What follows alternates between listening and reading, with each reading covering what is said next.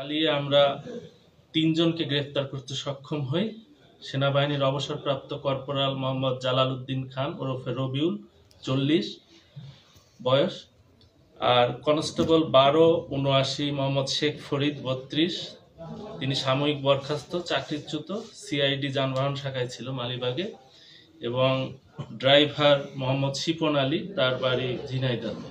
এছাড়া ওখানে আরো ৪-৫ জন ছিল, তারা ওখানে পালিয়ে যায়। পুলিশের অভিযান টের পেয়ে আমাদের ডিবির টিম ওখানে গিয়ে এই ৩ জনকে হাতে নাতে ধরে এবং সেখান থেকে একটি মাইক্রোবাস জব্দ করে। মাইক্রোবাসের সাথে আরো ছিল একটি পিস্তল, যেটা এখানে আপনারা দেখছেন। এটা খেলনা সদৃশ, এটা অরিজিনাল পিস্তল না। এছাড়া আইন শৃঙ্খলা বাহিনীর ব্যবহৃত ২ জোড়া হাতকড়া, ২টি ওয়াকি টকি, র্যাবের জ্যাকেট ৪টি,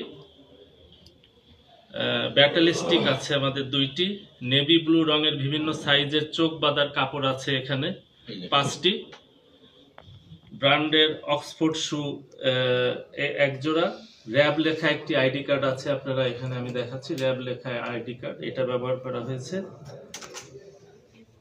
একটি হালকা ধূসর রঙের কলেজ ব্যাগ, সাদা রঙের টয়োটা ব্র্যান্ডের একটি মাইক্রোবাস, এবং আমাদের ২টা গাড়ির নাম্বার প্লেট ওইখানে আমরা পাই। যে মূল যে নাম্বার প্লেটটা সেটা লুকানো ছিল এবং ভুয়া একটা নাম্বার প্লেট এই মাইক্রোতে ব্যবহার করা হয়েছিল। এবং এই জিনিসগুলা সহ আমরা এই ৩ জনকে ডাকাতির প্রস্তুতকালে গ্রেফতার করতে সক্ষম হই। ঘটনাস্থলটা ছিল আপনার পিরোজপুর জেলার ভান্ডারিয়া পৌরসভাধীন ৩ নং ওয়ার্ড, TNT রোড, কবিরাজ বাড়ি, জনৈক ওবায়দুল কবিরাজ, তার বাসার দক্ষিণ পাশের পাকা রাস্তার উপর। এখানে আমাদের এই ডিবির টিম অভিযান চালিয়ে তাদের ধরে। পরে থানা পুলিশের সহায়তায় আমরা এদেরকে গ্রেফতার করতে সক্ষম হই। তারা ডাকাতির প্রস্তুতির জন্য এখানে এসেছিল এবং পরবর্তীতে আমরা ভান্ডারিয়া থানায় একটি মামলা রেকর্ড করি। ৪ নম্বর মামলা ভান্ডারিয়া থানার ৮-১২-২০২৪। এই ব্যাপারে ডাকাত বাহিনীর মূল হোতা সহ অন্যান্যদের যে গ্রেফতার করার ব্যাপারে আমাদের অভিযান অব্যাহত আছে।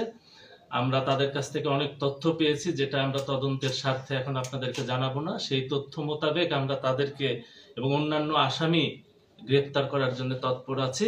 আশা করি আমরা খুব দ্রুত অন্যান্য যে আসামিগুলো আছে তাদেরকে আমরা গ্রেফতার করতে সক্ষম হব এবং তাদেরকে আইনের আওতায় নিয়ে আসবো। সকলকে ধন্যবাদ।